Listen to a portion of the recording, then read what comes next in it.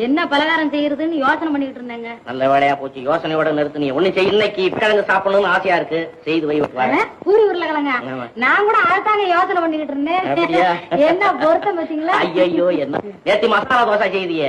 தோசை தான் இருந்தது. மசாலாவை எவனோ நாவிக்கிட்டு போயிட்டான். பூரின்னா நல்லா செய்யணும். என்ன? சரி, நீங்க உங்க பக்க பிரகாரம் சொல்லுங்க. அது பிரகாரம் நான் செய்யறேன். Very very good. இங்க வா சொல்றேன்.